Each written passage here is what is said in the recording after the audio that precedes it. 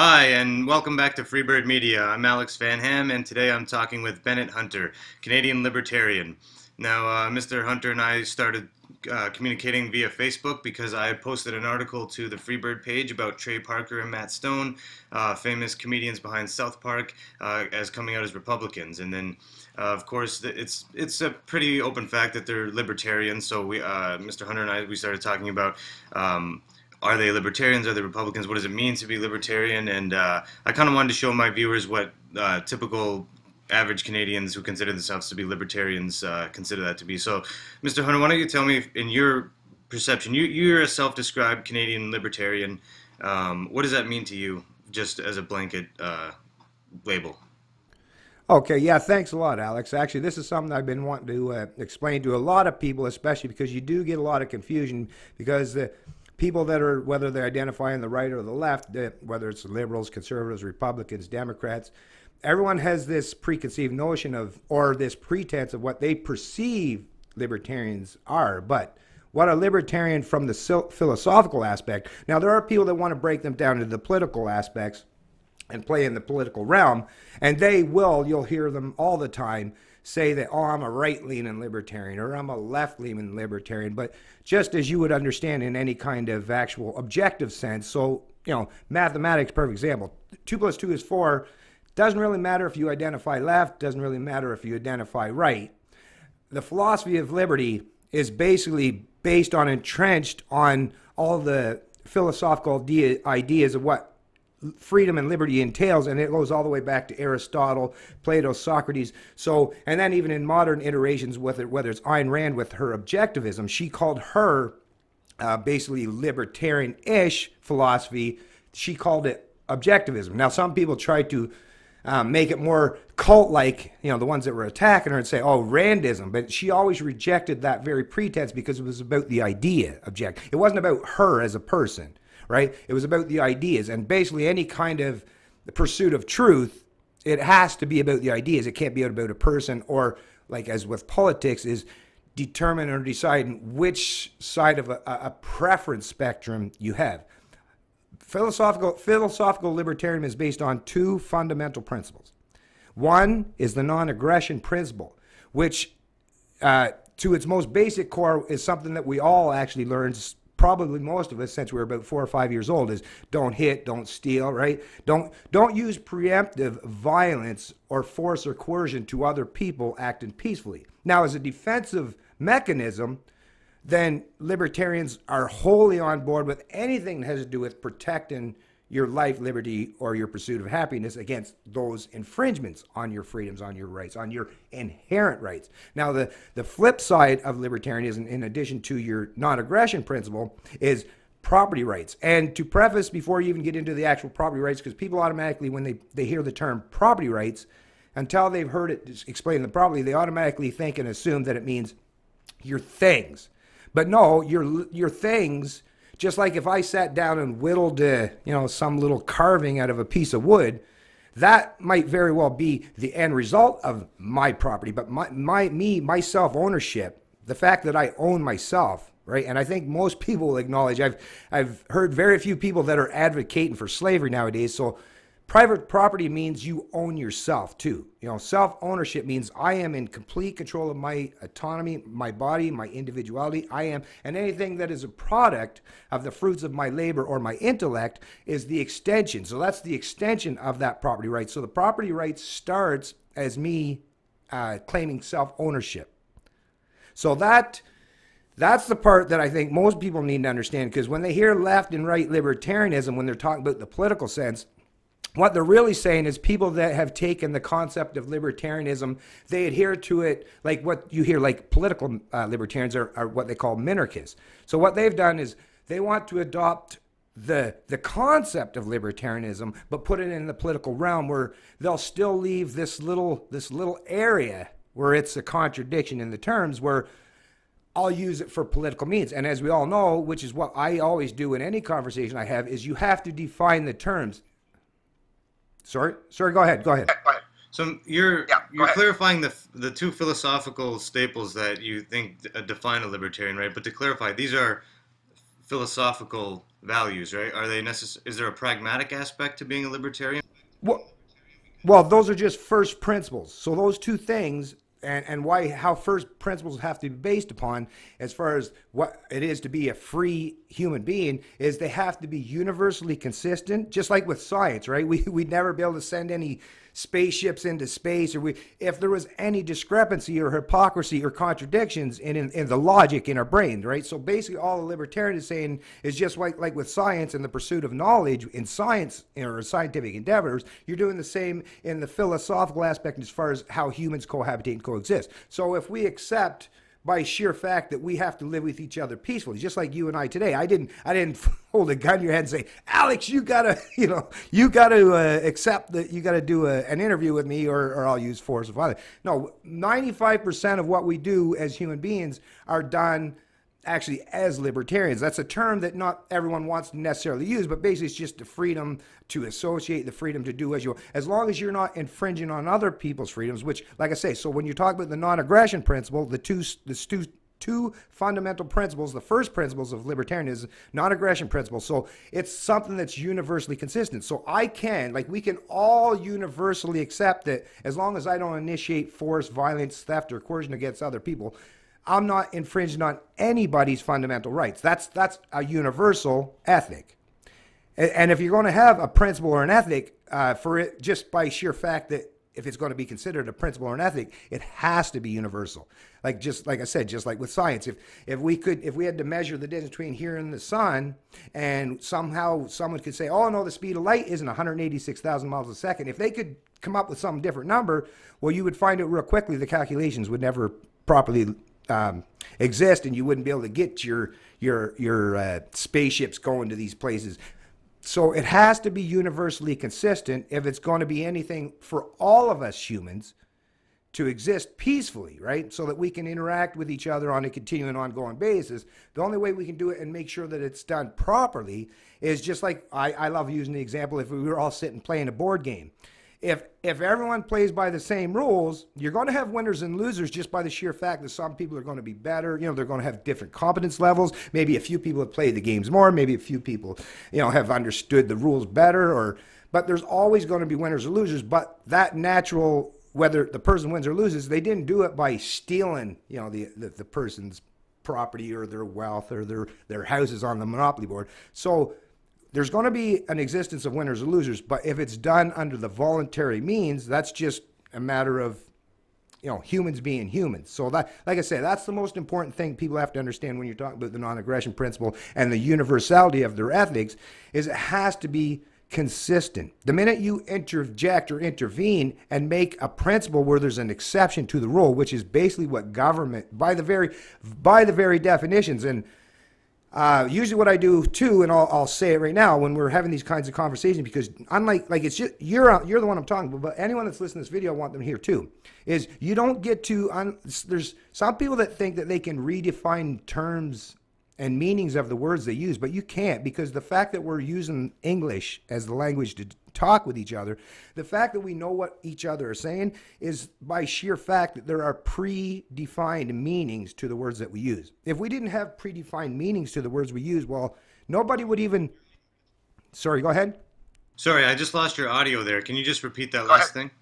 Oh, yeah, sorry. Yeah, so basically, by sheer fact that we can communicate, no matter what language you're using, French, English, in this particular venture, we're using English. But in any language you're using, the fact that we know how to communicate back and forth with each other is by the sheer fact that we understand the meanings of the words we're using. And when you're talking about government, right, the very definition of government, because this is the most important thing that I see most people, they get into these big discussions, but they leave out the most important thing, which is, let's all come to terms with what the actual definition of these words and terms that we're using are. And government, by that very definition, is the claim of a particular entity that has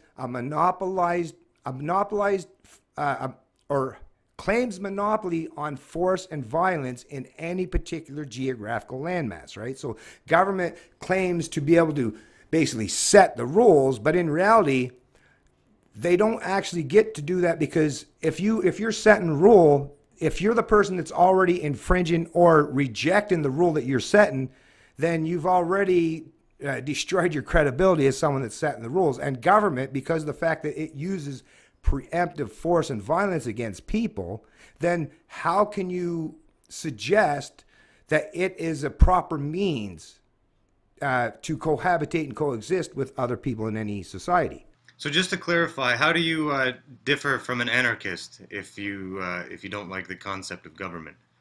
Well, no, here's the thing. The problem with, it depends on what if you're talking about anarchist as far as someone that understands reality, right? Just like an atheist that would suggest that, there is no proof that there's an actual God in existence, right? Because there's never been actually examples. No scientist has ever found an example where there's this God, and atheists reject that by sheer fact. Just like a libertarian suggests that, nothing that people that claim to be your rulers or politicians, nothing that they say correlates with reality. So, perfect example, what I always use as an example is, and it took me a while, like I say, trust me, this is something that people, like this, the beautiful thing about this video is just going to help people to start at least questioning some of the preconceived notions. So an example that I've always used is, I call it the 4-question quest for freedom. But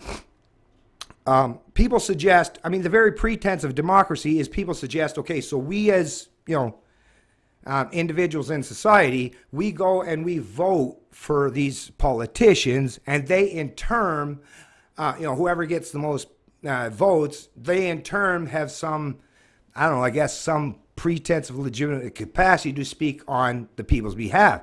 But I will preface already, the sheer fact, and once again, this is where it becomes so important to define and clarify the terms. What we're using is, what is a voter? A voter is someone that's choosing someone on a ballot box, right, to carry out their mandates or their edicts or their opinions or their preferences on their behalf. Now, I would suggest, because governments, like I said, because we have to use the predefined means of government. So government is a monopoly on violence and force. So a perfect example for democracy, so people say, okay, you go and vote for these people. Now, I would preface by saying, like, even to you, do I have a legitimate right or authority to take any portion of your income?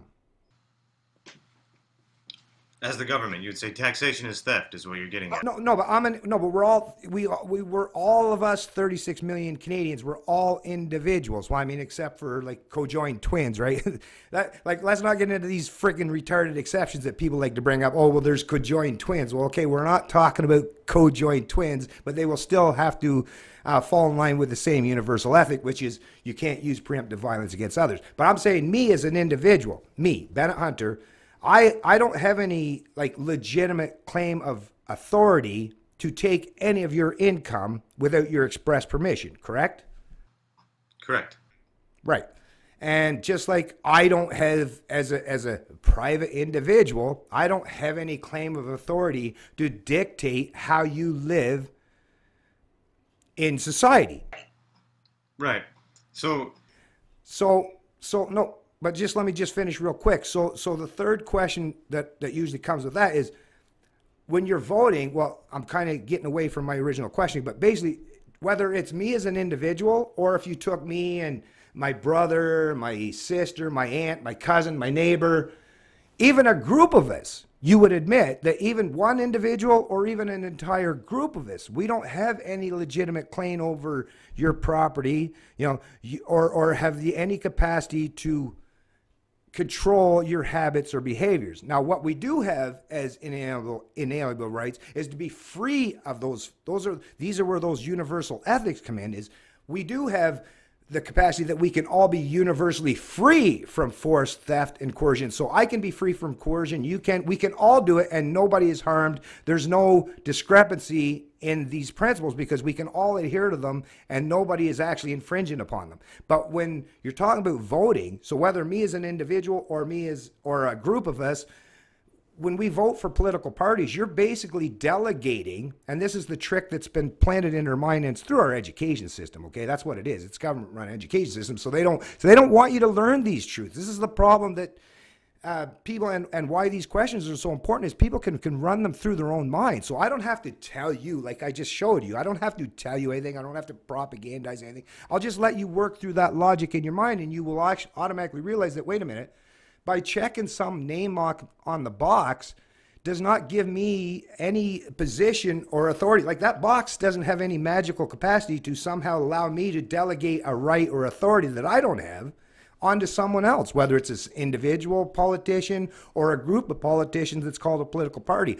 There's no sense in trying to propagate this. Now, when you talk about the anarchist stuff, the thing what libertarians have to stress, and this is what I'm trying to do in this video, is that's the truth, and that's an ideal. Now, the difference, what separates a philosophical libertarian from like an anarchist, like an ANCOM, let's say, is what they really are suggesting is if you follow their logic through, they actually want to take over and assume this pretense of authority, but they want to do it under the pretense of, oh, but it's the people. And once again, the people are all individuals, so it's just being about clear and concise in your language and working through the logic so that it's universally consistent. So what I'm saying is, ideally, no human being has a right to, use force, theft, or coercion against someone else. Now, that does exist today, and, you can make the minarchist argument, which is what political libertarians do. So basically, like I say, political libertarians are basically what they're doing, and I respect them. And the pragmatic approach is, as long as we're headed in the right direction, where we're gaining more autonomy, more individual freedom, I will align. Well, I'll even align with, like, I was even a supporter of Doug Ford. But the way, for me, just like when I was raising my kids, if I'm talking to any other human being, the most important thing to me is to be honest and forthright with them, so that we, after the fact, just because I'm telling you that there's no such thing as legitimate government doesn't mean that government does not exist, because people believe in this stuff. Just like, believe it or not, hey, psst, the Easter Bunny don't exist either, but you know what? If you're 10 years and younger, a lot of them, they actually believe it. So you try telling a 10-year-old that Santa Claus or the Easter Bunny doesn't exist, well, chances are you probably will have a really hard task and battle against you, because it's been horizontally enforced by all the people in their immediate family, in their community, that there is such a thing. So my most important thing philosophical libertarians are trying to do is, I'm going to at least give you objective truth, logic, and reason. That'll be the base premise. What you do with it after that, like I say, to me, it's like, I don't suggest we got to eliminate government tomorrow. I've never even heard any libertarian ever say, oh, we got to get, but it's just that what we do have to respect is the fact that all humans should be free of force, theft, and coercion. So how can we work to that? Well, under the political means, basically you're not really working towards that, other than you're picking up that big gigantic gun in the room. So what political parties do is, I'm going to impose my will through the political means on my opponents. Now, you can, just like in a private sector setting with a gun, you can use the gun for good and you can use the gun for bad, right? So you can use a gun to defend someone, or you can use a gun to rob someone. What I'm suggesting is, the very concept of the gun in relation to politics is at the very heart of all the issues we have. You and I, if we had to deal with each other on voluntary means, where you just had to use your bargaining or your negotiating capacities, or those universal ethics that everyone adheres to, which is, you shouldn't initiate violence or force or coercion against me, we can function in any geographical area, in any society, and scalable on any level under that pretense, as long as everyone also understands that while I have no right or authority to use force against you, I do have a right to use force if you try to impose your will or edicts against me. So the political realm, and how people describe it nowadays, is, well, they're just using the gun as a defense mechanism against their political opponents, which you can make that argument, and which is why minarchism does exist, and why political libertarians do have a place in society. Even though I recognize that when they're out there on the main stage, they, just like the liberals and the conservatives and the NDPs, you're not actually being honest with your constituents by saying that we have no true legitimate power or authority over you.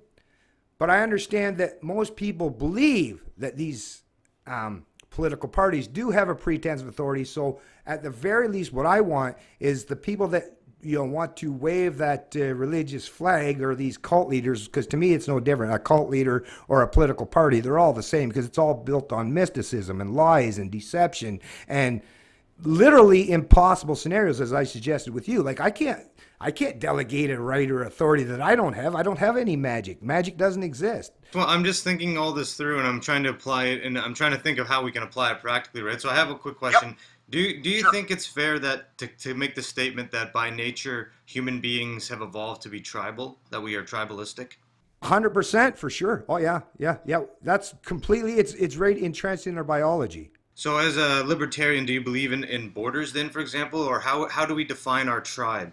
By what criteria? Because you obviously have an extreme independent streak, and I think we all agree about individual freedoms and property rights and stuff like that. So the question I think we all wonder is how do we implement the philosophies of libertarianism into the real world, right? So are you a Canadian libertarian? Like you want to see libertarianism sort of adopted in a national sense in Canada, or how do you feel? Like, in what sense do you want to? On what level do you want to implement it? Like on a national level, or are we still talking just philosophy here? Yeah, well, see, this is where philosophical libertarians like myself. This is why this conversation I thought really needed to take place, because, like I said, that's just accepting universal ethics and principles, is the fact that there's no such thing as legitimate government, but the pragmatic side of if you're a thinker or someone that's all about ideas, then you have to accept that we do live in the real world. And this is where I think I've even had to go through my own different growth spurts as far as understanding these philosophical ideas as well, is because, utopian or concepts of individual freedom that don't relate in the real world, once again, they're just as utopian as some of these fucking communist concepts or these socialists. Now, the one thing I will point out, the difference between a libertarian and all these collectivist ideas, and what is most important, is the libertarian respects and acknowledges the individual, whereas all these, like communism, socialism, fascism, democracy, it's all about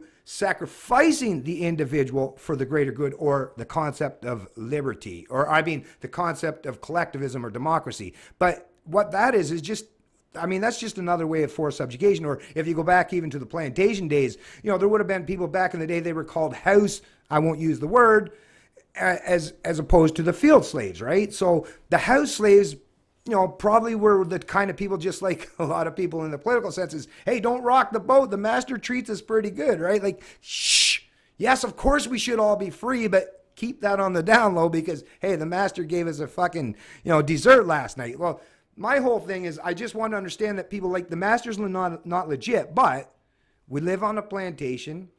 Throughout history, we've always kind of lived on our own in some way. Well, it was self-induced and forced upon us, but like you say, because we do recognize and acknowledge that we have identity that's associated with, so like me and my family. Now, there's people in my family that I don't like, but if someone, gave me the choice, well, it's your family or strangers, sorry, strangers, it's my family, right? So, once again, so we have to acknowledge that this tribalism, this tribal instinct, this protection of those that surround us, that's an instinct, and that's been jammed into humans through all of human evolution. That's what kept our species propagated in our particular groups. And what, if there was some foreign invaders, it was our fact that we congregated around ourselves, and we wanted to propagate our own particular tribe. And so we fought against warring factions and external tribes and external threats. So I acknowledge, now, in the utopian sense,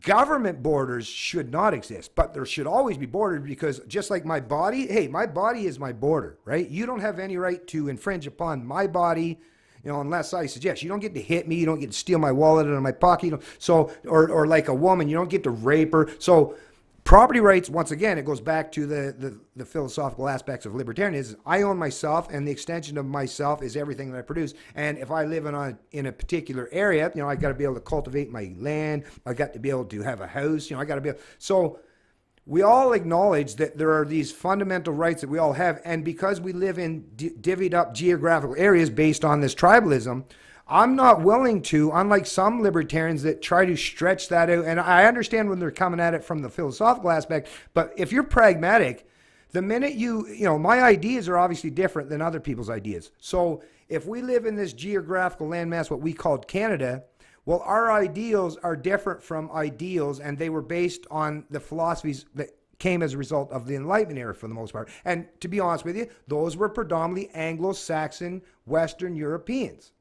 And I have to accept the fact that until everyone else around the world comes up to speed and understanding these very important philosophical aspects, then if you're a threat to me, then I have to have a border. You know, I don't want to impose a border, a government border, because I recognize there is inherent illegitimacy to it. But just like on my own property, I don't want other people to think that they can come in and start changing up how I should be able to live, cohabitate, and coexist in whether it's in your extended or your small community or in the country. And in Canada, because we have this thing called socialism, or quasi-socialism, where you get to steal from other people to pay for others, then by sheer fact of the reality of what plays out in the real world, if there's people crossing across the border like these illegal immigrants or these migrants or even the legal ones, well, you're changing the entire culture, which means that you're now going to have, and because politics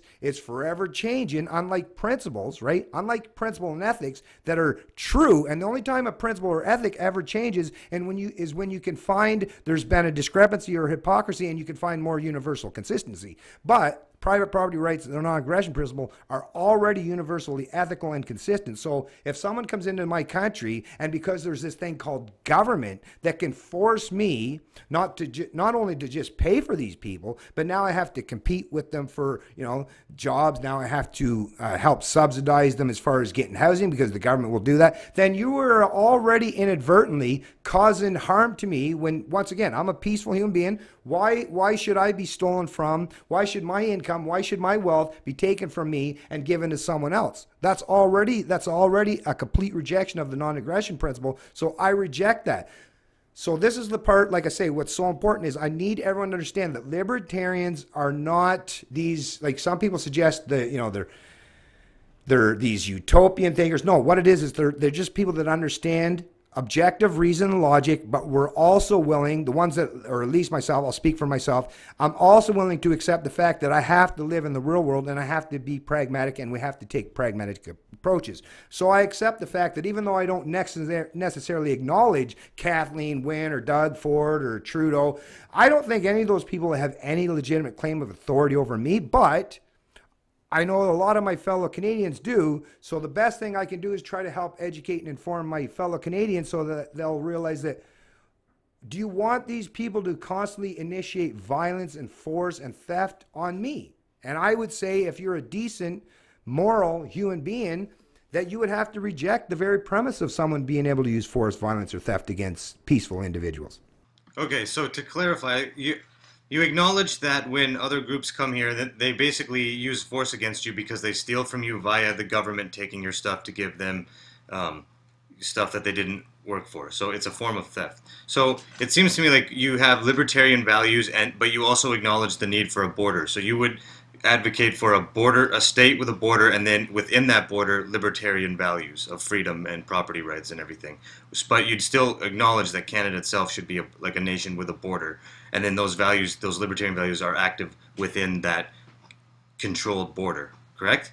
Right. Well, I mean, just like within my community, if I choose to live anywhere, whether it was Canada or any country, I'm going to choose to move somewhere and live around and cohabitate with people that have the same very fundamental understandings of, like I say, the non-aggression principle and property rights. So you don't have the right to enforce your will, your edicts, your mandates on me. You don't have the right to come over and steal out of my backyard or my garage. And as long as the community of those people understand the intrinsic value of rejecting the premise of using force, theft, or coercion, then I want to live in that area. Now, Canada, because of the fact that, now, like I said, they haven't extended it out properly. What I would say Canada or a lot of Western countries are basically people that, you call them humans that have gotten, I'd say you've reached 3/4 of attainable success as far as elevating humans to adult habits and behaviors. We're still in Canada for the most part, or the UK is even worse, but we're still functioning almost as teenagers because we're not using our universal consistent ethics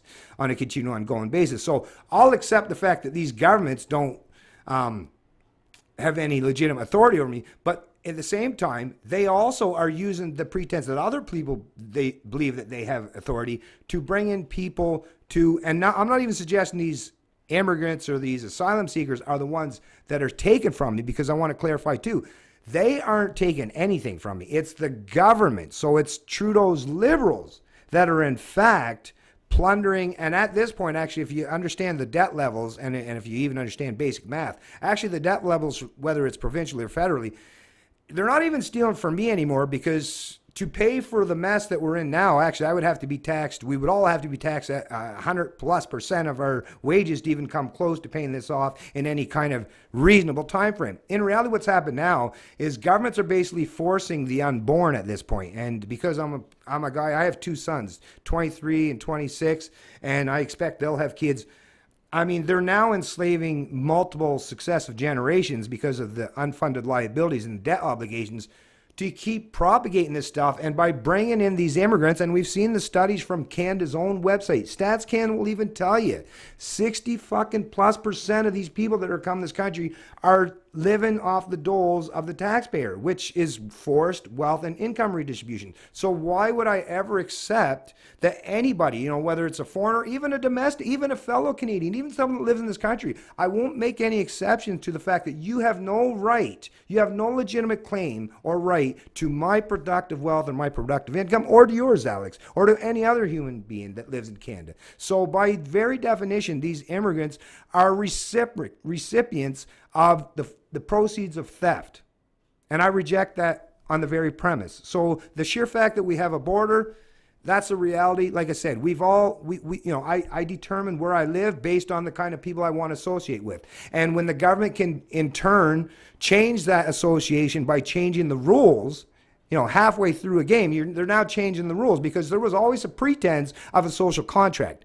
I reject, you know, forced income redistribution. I reject taxation completely, but I won't revolt. I won't revolt by sheer fact that, even though I reject the very premise of someone stealing from me, but if it's done under a pretense of a social contract where I at least have some capacity to hold someone to account, I'll accept a limited amount of theft, even though I will always tell every human being it's already an immoral act to start with.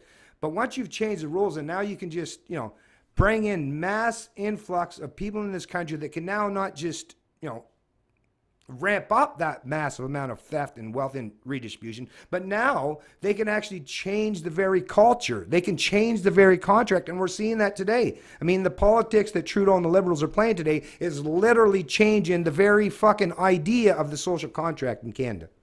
Let me ask you this question. So yesterday I recorded an interview with Ricardo Duchesne, and he's a professor in New Brunswick, and he wrote this book called Canada in Decay. And he's also written a book here called Faustian Man. And I've read both of them, and we talk a lot about Canada and libertarians. And one of the things we talked about is how, you know, libertarian values and libertarianism, it's basically a product of Indo-Europeans. Well, it's a Western culture thing. You don't really find this outside of Western culture.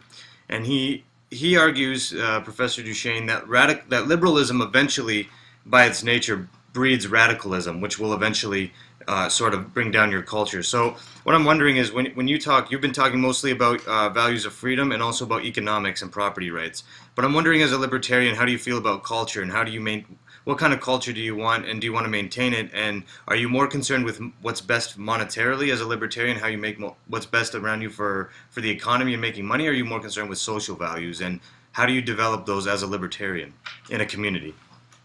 Great question, Alex. And actually, that's the thing about a libertarian is liberals predominantly, historically, especially the classical liberal sense, were all about creating more freedoms socially predominantly. And then some of your, well, even some classical liberals, but they would have been considered conservative in today's standards, or your Austrian economists, they were, all a libertarian does is say, let's take all the positive, you know, legitimate, consistent, universal ethics of liberalism, classical liberalism, and the universally consistent ethics of classic Austrian economics or classical economics or Adam Smith economics, and let's just expand them out so that there's no longer any, just like whether you go back to the Ptolemaic system now, and today we understand how the universe works, is let's just clarify things, right? So socially and economically, we are all entitled to those kind of rights. And when it comes to the social aspect of what I keep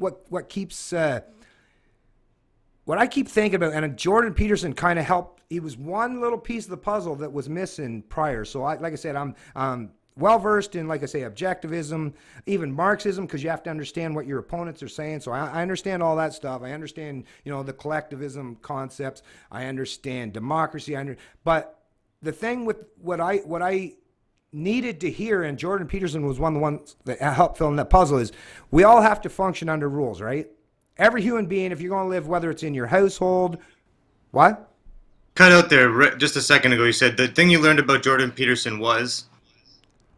Oh, okay, yeah, sorry. So Jordan Peterson, once again, was the guy that helped put in one more missing piece on the puzzle. So as much as I understand like the philosophy of liberty, and I understand all the historical precedent from people like Aristotle, Plato, Socrates, and that fight, even Aristotle against Plato, and about God and about secularism, what I've now come to learn is, just like human beings, whether you're talking in your family setting or in a societal setting or a community setting, basically what you're talking about is we all have to function under rules.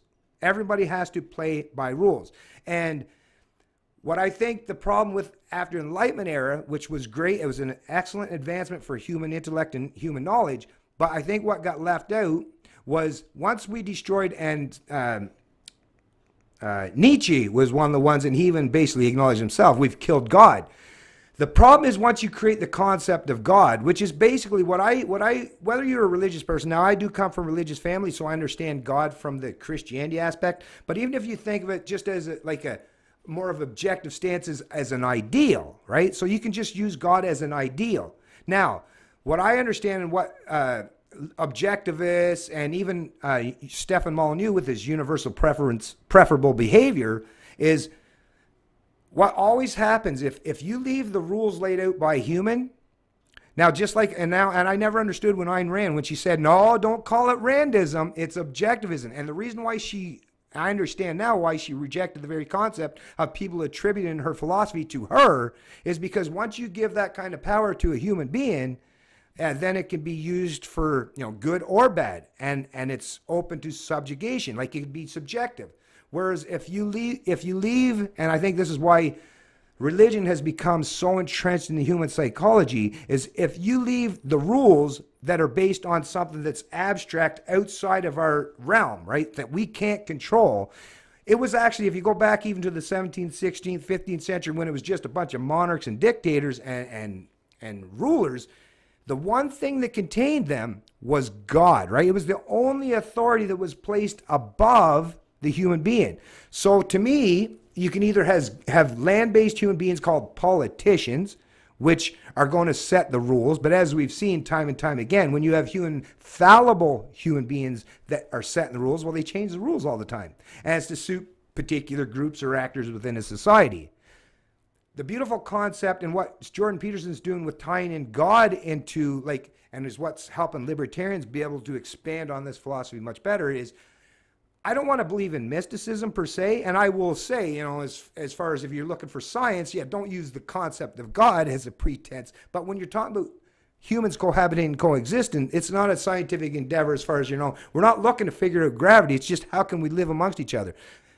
There's got to be rules. And if the rules come from a plane that's outside our realm, we don't have the capacity to change it, right? That makes it universally consistent. So to me, as a libertarian, the reason why I still adhere to the principles that's enshrined within the Bible and the Ten Commandments is because they're once again, they adhere to the non-aggression principle, they adhere to the property rights, and they're universally consistent, and nobody has any pretense that they can override or reject those rules. So as much as I would never suggest to anyone that we should all turn away from secularism and now just become dogmatists and believe in a God, but if you have people like Jordan Peterson that's better explaining what the concept of God means, I think it's much better and much easier for people to adopt those habits and behaviors and recognize, yeah, you're right. Either we're going to give this power to fallible human beings, or we're going to give it, just like science. No one can point to, like when you say mathematics, mathematics is a perfect example. We all accept that 2 + 2 is 4, and you can prove that that's universally consistent at every junction, at every level, in any experiment. But there is no such thing as math. You can't reach out and say, oh, look, there's math. It's right there. It's not tangible. It's a concept in our mind.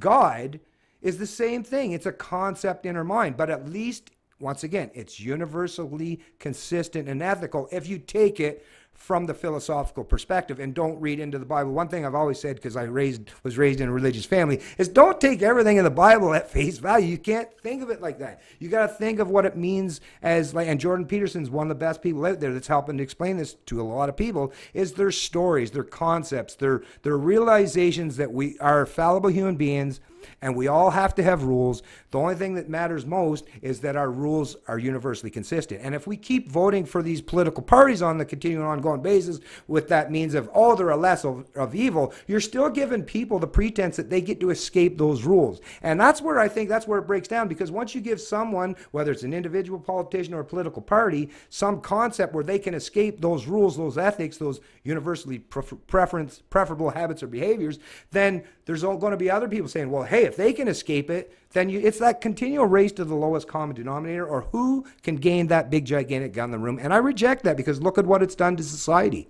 Well, let me ask you this, because I do agree with you on many things, and like yourself, I consider myself a secularist. However, I also am somewhat of a cultural Christian, because I understand the incredible power and importance in Christianity in building the West in terms of civilization, and also understand that human beings have, the majority of us have evolved to be religious naturally, and when you remove an ideology, it just, the vacuum gets filled with something else, right?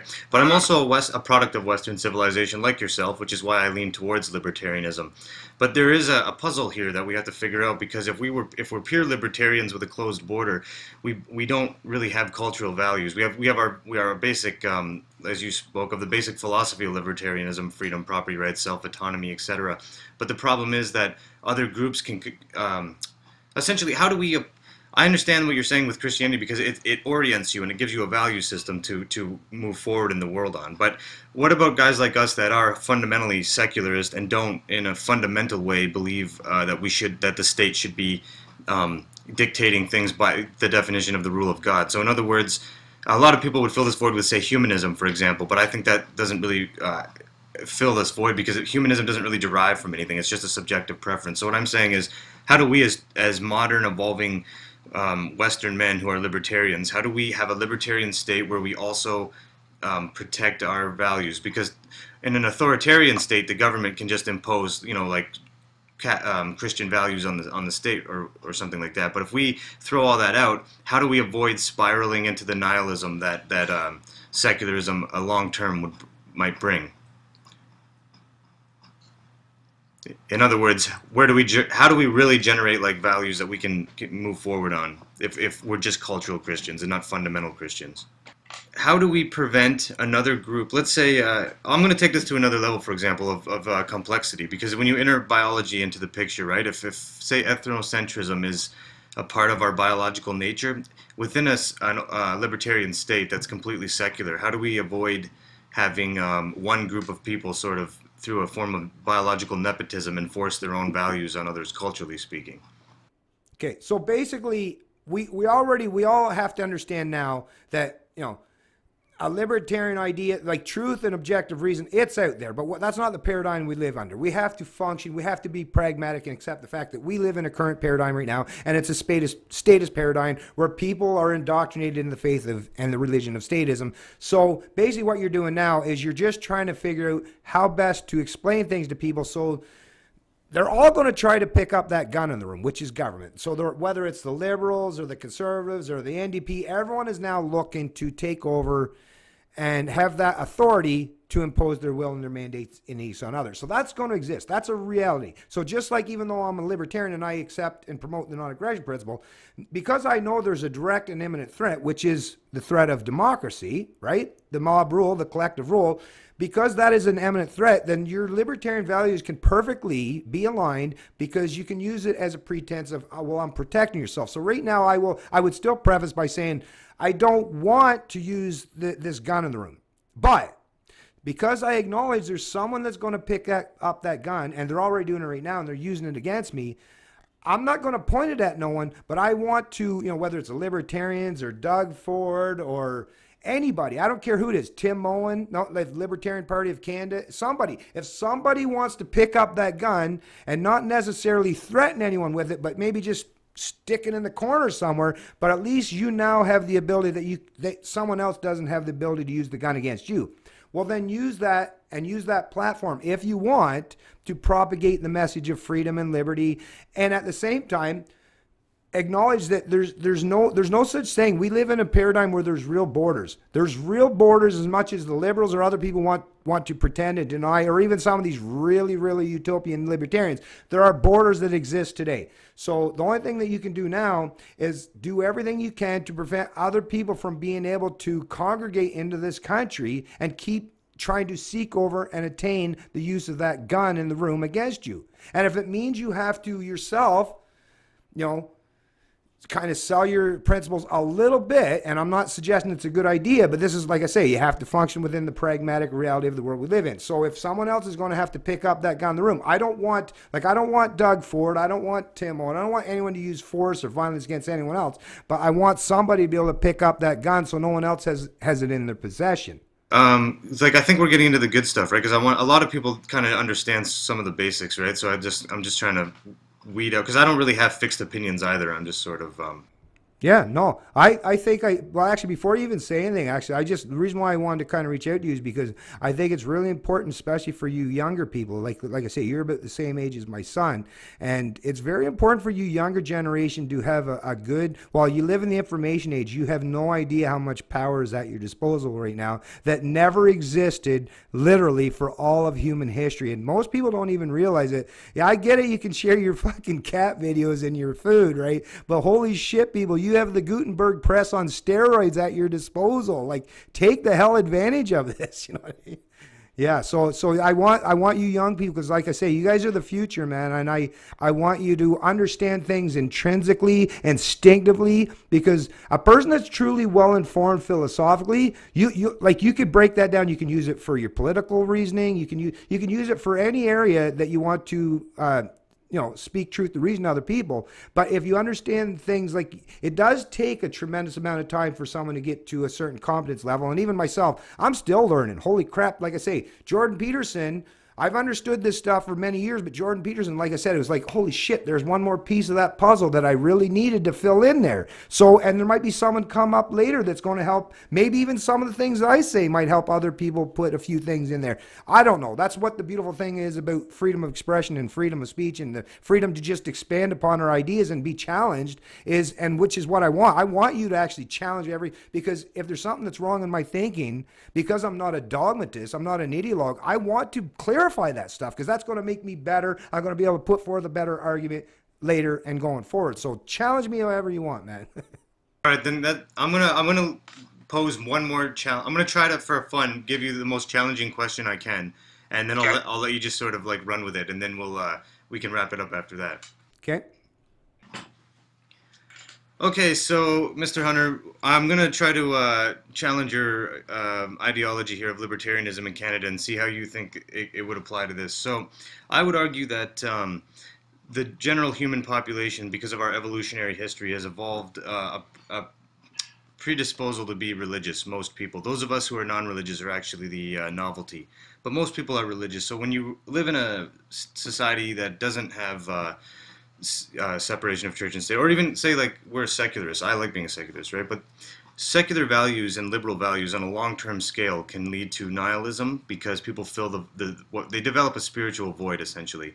And I'm not sure that a purely libertarian state would have any cohesive culture in terms of values. You basically would have a lot of people looking out for their own financial interests and stuff like that. And I'm wondering if the best society really is one that's focused primarily on the individual only, or if that is a bit narcissistic, and maybe there is, given our tribal nature, some sort of a balance between the individual and the collective that we might need to develop just for our own survival, because libertarianism as a value system has to be protected within borders, right? So what I'm getting at is, how would a libertarian society within Canada, what would be the thing that we derive our values from? So are you a cultural Christian? Would we refer to a church? Or how do we have cohesive social values along with the secularism that liberalism and libertarianism brings?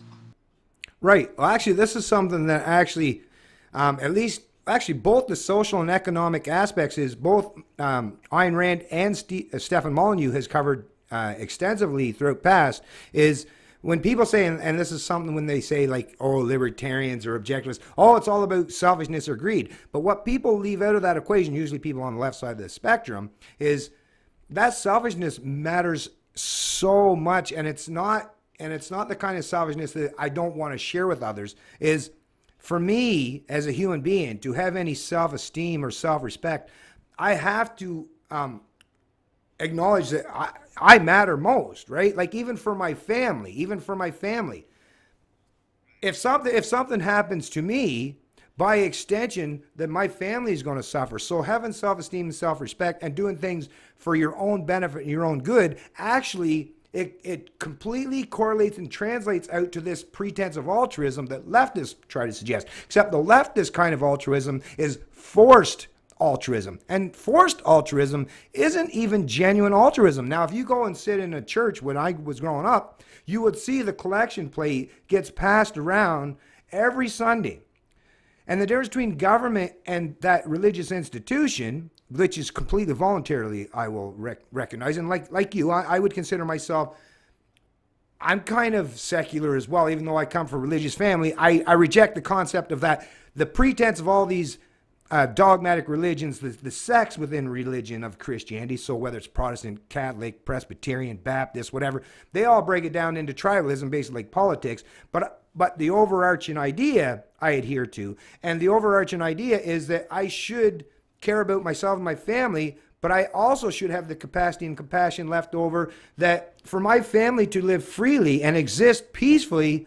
If I extend my hand freely, voluntarily to my neighbors, to people in my community, to strangers, that reciprocal effect will pay dividends back to me. And we've seen how this works in history or throughout in our social lives personally or out in whether you go to volunteer for charities or you see that's a beautiful thing to take care of yourself. And if you take care of yourself first and foremost, you will give yourself the capacity and maybe the excess resources where you can help others as well. So when people talk about selfishness, whether they're talking about socially or economically, no, it's the selfish people that they suggest. It's those, and it's the rich. If you look, a lot of the rich people actually help a lot of the poor people because they recognize that, hey, if I help people, it gives me a good name. People will respect me, and they'll in turn, yeah, go ahead, Alex, go ahead. I'd like to just sort of challenge you on this in a fundamental way because I know exactly what you're saying and I do agree with you to a point. The thing with objectivism is that you're right. By pursuing your own interests and gaining success in capitalism, for example, you get more power and then you can be altruistic and voluntarily share your wealth with other people. So, but I understand the argument that Rand puts forth by pursuing your own interests in a selfish way almost. That gives you the power then to be altruistic. But what I would like to challenge you on is this, because I didn't connect this thought until I was a bit older either. People that tend to become altruistic, they probably, like you and I, for example, are both, like you've acknowledged, we're both Western men and we both come from Judeo-Christian backgrounds. So I would say that we're already sort of culturally predisposed to move towards altruism if we achieve capitalistic success. But you see other cultures that don't have the foundation, that don't spring forth from that Judeo-Christian background, they by the same logic pursuing their own interests and becoming completely materialistic, I'm not convinced that they would become altruistic the way that you and I might if we achieved wealth. So if we make the libertarian value system of just sort of pursuing your own interests and being very materialistic and self-centered, which I actually agree with to a point, why would you expect the majority of the human population outside of the West to eventually become altruistic with their wealth? I don't, and actually that's the beautiful part. I'm glad actually you asked that question because it took me back to a question I heard someone mention. Someone else was having an argument or a debate with someone. They said, oh, but look at those billionaires. They get all that money and all they want to do is buy their third or fourth yacht. And man, I just wanted to be able to reach into that that conversation and say, hold on now. This is one area where I will suggest that it's, and people haven't been taught this properly, that billionaire that wants to build his, let's say $950 million yacht, and people would say, oh, but that's just selfish reason. That's not doing anything for anybody. then you don't understand economics. You don't understand manufacturing. You've never owned a business. You've never worked in a business. You literally must have been living under the rock for the entirety of your life, because all you would have to do is just think about what, let's say, a 700-foot long yacht. If you think about the kind of products and what it takes to build that yacht, you have created jobs for literally, I mean, probably tens of thousands of people by sheer fact that, and that guy that wanted a yacht, as you're suggesting, you're absolutely right. He was not being altruistic in any way. This is a guy that just wants to do his little dick measuring thing with his rich buddies, right? And I acknowledge that, and I accept that, hey, we live in a world where there's people that aren't, we're not all, completely moral human beings. We're fallible. That's literally the pretense of what it is to be human, is we are fallible. But you know what? By sheer fact that that person, as long as everything along that transaction, as long as him getting that boat, as long as he made, first of all, he has to have made that billions of dollars through, offering a product or service to people that they voluntarily chose to consume or buy. So that completely adheres to the non-aggression principle. And by sheer fact that he wants to own a boat, I mean, I would say, like, dude, really, you already got 3 more. You really fucking need another one? Like, yeah, I would even suggest the guy's a little bit of a greedy dipshit and he's just doing he's like, maybe he has a small penis. I don't know. But at the same time, I will also acknowledge that everything was done through non-aggression principle, property rights, and by extension of his own greed and selfishness, a whole lot of people benefited. And that's the thing where people say that rejection of trickle-down economics. You can reject reality, but reality exists. Just like if I go out and buy a car tomorrow, I'm not rich by any stretch of the imagination, but by extension of the fact that I bought a car, all the people that build all the internals of that engine, and I mean, you can't imagine. Well, have you ever seen that movie I, Pencil? Just look what it takes. Just even, no one human being could even make one pencil. So people don't, that's the thing, is we're never taught, and this is the failure of our schools and our education system, is people are not taught the proper understandings of, it's not always about like this pretense of morality and benevolence. We're not all humans do not work out, and we never will. There will never be a time in history where every human being and every act they do is going to be done under the pretense of morality or benevolence. But the free market, which free market basically just means free human beings, we at least allows us the capacity. So let's say this was a guy that was just a dick, and even though he created a lot of jobs, but let's say he was going to use, on the flip side of my own argument, I'll give a counter argument. Let's say he was going to use that ship, instead of as a regular yacht, maybe it's a military ship. And while it still creates as many jobs, maybe he's going to kill people with it. Well, by the free market, we would say, I don't want to participate in that. And that's where it comes down to, it may very well happen that he may very well still get a ship built, but that free market will allow, well, hey, if this guy's going to build a ship that's going to start screwing with other people, well, then we can put our resources to push back and maybe build a ship that's bigger and better that will retaliate and challenge it. So free market, no matter it's under the pretense of benevolence, selfishness, greed, I don't care how they're doing it, whether they're doing it for benevolent reasons or malevolent reasons. The free market at least allows competition and the ability to freely choose. And really, that's what all libertarians talk about when you're talking free markets, is just give me the option to choose. Just like slavery. People made an argument back in the day for slavery. Oh, if you abolish slavery, who's going to pick the cotton? Well, I don't give a fuck who's going to pick. The fact that you think you can own human beings, I just want to get past that. And as we understand, nowadays, nobody would make that argument anymore. Why? Because beautiful, genius human beings come up with these things, these agricultural machines that can do the work for us. So there's no longer a pretense where we need slavery. So we eliminated the economic and the moral and philosophical bullshit arguments these collectivists put forth presented. We always heard this. Perfect example, Henry Ford, another example is when he created the Model A and Model T. People were saying, oh, but we had all these Irish fuckers that were out scooping shit, right, all the time. What are we going to do with all these crazy fucking Irish fuckers? They don't have any jobs anymore. Well, hey, it made them become better. It made them have to do something better. Made them maybe have to elevate and educate themselves a little more and go into some different venture. So it's not that when people put forth these arguments against whether it's capitalists or even, like I say, even some of these people that are selfish, as long as they're doing it through the voluntary means, as long as there's no force, no coercion, I don't care how rich someone is, I don't care. And with the social aspects too, is free markets or competition is just like I say with the board game, going back to the board games, instead of having one board game. So I don't want a libertarian society, okay? Let me just preface right now. I don't want this overarching one-size-fits-all libertarian society. I want freedom. So I want, if libertarians want to be free, and they're, like I say, it's all done morally, like everything that libertarians would be done under non-aggression, and it's just allowed, just like communists and socialists. Hey, if you want to go set up some area where you want to set up your little socialist endeavor or your commune, go right ahead. As long as it's entered into voluntarily, what will happen in a free market scenario, just like if you went out tomorrow to buy products, well, buy 3 or 4 of the same products and you'll find out one's better than the other. And it's just natural forces, just natural human selection and their ability to choose. They'll say, hey, that's better for me. And I believe what it is competition will raise and elevate the best people, the best business model, the best practices will win out, and not because of force or coercion, but it'll win by sheer fact that all the other competing models aren't conducive with what most human beings, like I say, libertarianism, even though it is mostly philosophical from people from the West, and it's because of our history and because of our cultures and because of the intellectual Enlightenment era. But I think even if you went out to like Papua New Guinea, you'll still find some libertarianism that will happen there, because everyone has to live, no matter where you are, you have to live in your community, and you're going to want to do the things, the practices that are going to allow you to have the least amount of enemies, right?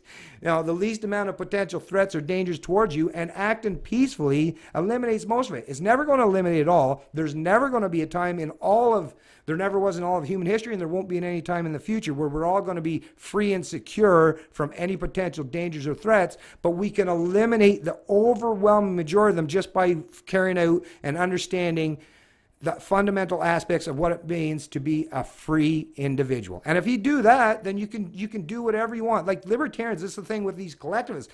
We're not against, hey, do your communism if you want, do your socialism if you want, just don't fucking get me to pay for it, and we're cool with that. If you want to, or even if these, like with the immigrants, hey, if there's people that privately want to bring in immigrants and take care of them because they just happen to feel bad for them, do your thing. But you are ultimately, like, this is the thing, ultimately, and Jordan Peterson talks about this too, you have the right to do as you please as long as you don't infringe and harm on anyone else's rights or freedoms, but you're also going to be held responsible for your actions as well. That's the flip side of it. You got your rights, but with every right comes a responsibility. So, if people want to take on these immigrants, but to use government as a means to bring in immigrants, you're just forcing other people. And for the most part, as we all hear constantly, and that's the thing with the left, is why I don't understand how they're so against libertarians, is, yeah, it's all those rich people you hate that are the ones that get to avoid paying for any of this stuff, you dipshits. It's usually the poor people that don't have any capacity to escape,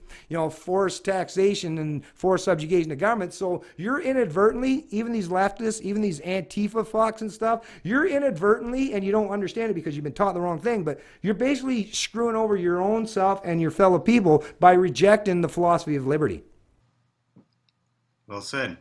Well, I think that's a good point to wrap up the conversation then, because I like how you elaborated on that for me. So I have one final question for you, just a quick one. I like to ask this whenever I talk to a libertarian-minded person. If you could recommend one book on libertarian economics for my audience, what book would that be? Let's see.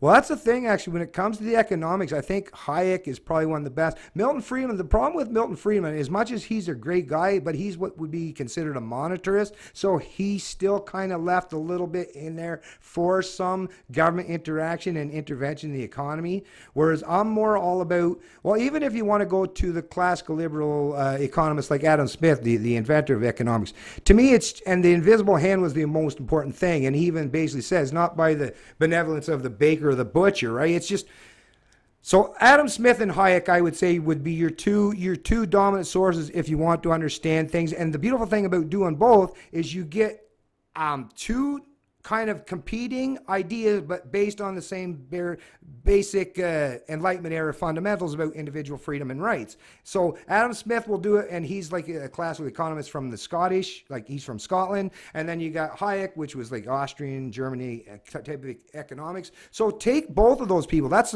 why I say when you ask that question, I don't think there is any one thing. You have to get, for me to get where I'm at today, it required me to read, well, I had to understand what Marxism was, right? So I had to read the Communist Manifesto and Das Kapital. So you have to understand, because if you want to have a well-rounded mind and intellect, you have to hear what everyone's saying, and rejection of any one of them, you might very well leave out some of the aspects or area that are important, because the reason why Marx himself was even a popular character, because he said a lot of things that he was against. Okay, this is the thing. We can all be against, and we can share a lot of the similarities with even someone like Marx. Is you're against certain things, but it's after the fact. It's how do you get to solving the problem? That's where we always run into the problem. Most people, whether you're a classically liberal or a conservative or an Austrian economist or a socialist or a communist or a fascist, everyone can reject certain premises, but after that, the after fact is, how do you get from here to there? And it's the ideas that has been presented by a multitude of people from all different areas of Western backgrounds that helped me to get to the place where I'm at today. There wasn't no one person that I could point to, nor do I think I would ever want to, because that would almost make like a cult figure, like a cult personality. I would just suggest start out with something like Adam Smith, or like I say, Friedrich von Hayek, and then just go from there. And you'll see, even Google and YouTube will help you in that aspect, in that endeavor, because you'll get this, you'll get all kinds of, and you can just start to learn those things. And once you start down that road where you're trying to adapt and evolve your intellect, I come from a very competitive background, and I'll tell you, if you're a young man or anyone, it's great, because you're challenging your mind. And as much as we love challenge our physical bodies, and we do that all the time, right? Challenge your mind. It's a beautiful workout that will pay off dividends long after even once your body starts to break down. It'll pay off for you in the long run. So start out with like I say, the classical economists like Smith and Hayek, and just go from there. Awesome. Well said. I like how you mentioned the need to be well-rounded. So with all of that said, I just want to thank you for your time, and really appreciate you elaborating on all this stuff, just so people can understand how typical libertarians in Canada view this stuff. So thank you very much for that. Oh, thank you very much, Alex, and we'll talk to you again soon there, man. Absolutely. Thanks a lot. Take care. It's Canadian Libertarian, and I love liberty.